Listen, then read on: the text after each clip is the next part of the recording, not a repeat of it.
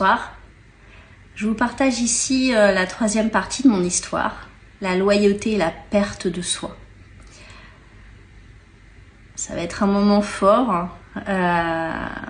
pour moi. À un moment de ma vie, j'ai disparu, doucement, silencieusement. J'ai joué un rôle. J'étais là pour tous, la fille parfaite, la femme forte, la mère irréprochable. Je portais les histoires et les blessures des femmes de ma lignée sans le savoir. J'ai perdu qui j'étais.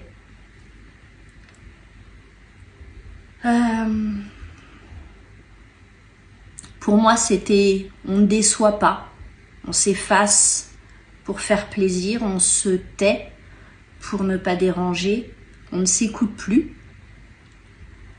On fait passer les émotions des autres avant les siennes. On sourit même quand son cœur souffre en silence. On porte les peurs, les tensions, les douleurs comme si c'était le prix à payer pour être aimé.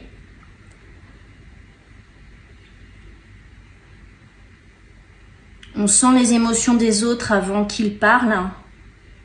On donne, on disparaît. J'ai cru qu'il fallait se sacrifier, se conformer à ce qu'on attendait de moi pour pouvoir être aimé.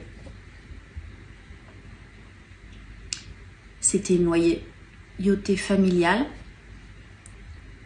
silencieuse, une histoire qui ne m'appartenait pas.